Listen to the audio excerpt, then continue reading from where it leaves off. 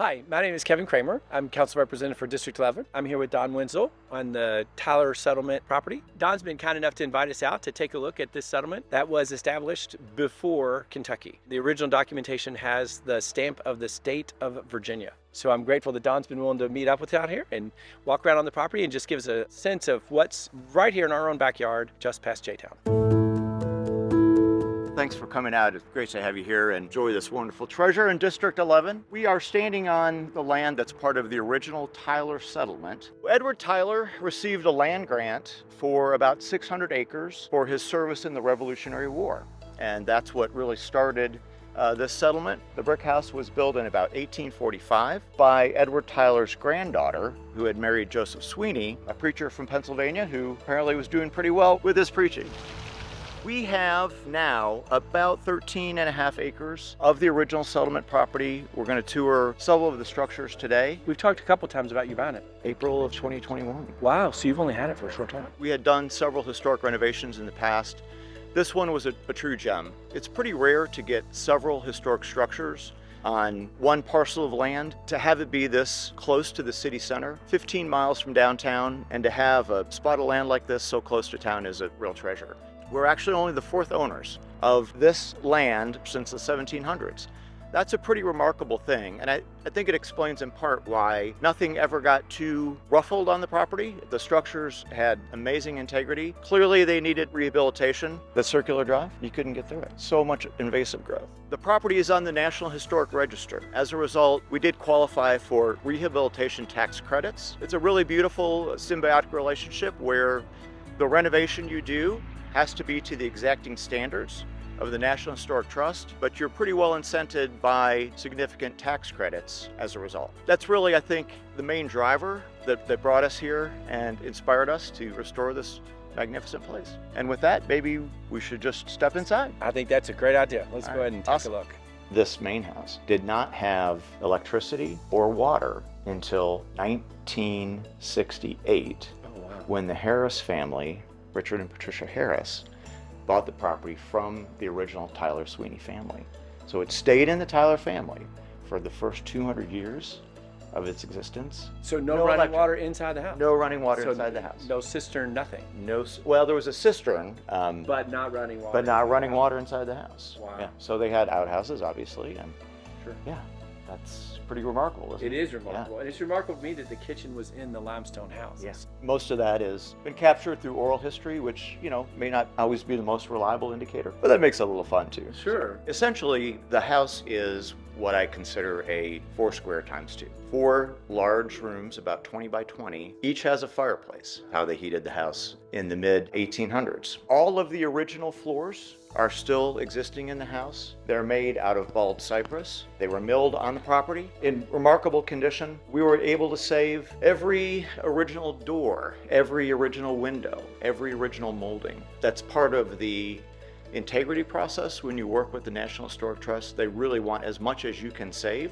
of the original elements. They really want you to do that. We very much respected that. We wanted to do it. It's 54 feet long from the front door threshold to what was originally the back of the house before you got to the porch, where undoubtedly they did some of their canning and farming. That's a pretty gracious entrance. It's something that you don't see today. So these are all hand done. The original banister, there's a wonderful detail on the scalloping and the molding. It's actually hand carved acorns that go all the way around the perimeter of the stairway. One of the neat things about this house, you have these grand walls, and you can feature some really amazing pieces of art. And as featured in this room, you can hang parlor style, right? So multiple paintings tiered right up the wall. If you look at the moldings, they're pretty simple. Each one is anchored solid for strength. See how they do connection? The simplicity. Right. And the functionality. We redid the 4 fireplaces on the main floor and then left the 4 upstairs as non-working. 4 tall chimneys that you saw.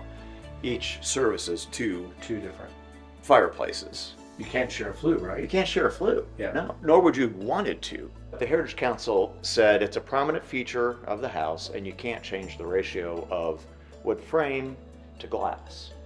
So we ended up rebuilding a one door that looked like the 3 different segments that used to be there. That was a project. I'm sure. Do you know what the original door looked like? Have you been able to find pictures? We have some pictures from the late 1800s, but this is a pretty wonderful feature.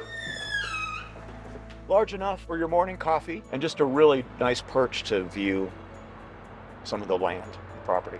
It's a really unusual treatment being done in brick, not one that I've actually seen before. Copper gutters and your copper gutter boxes. How much of the furniture in here did you try to get to be period pieces? We bought 7 pieces from Elaine Harris, including the Lincoln bed, in part because some of the pieces were so large, I don't think she could have gotten them out of the house.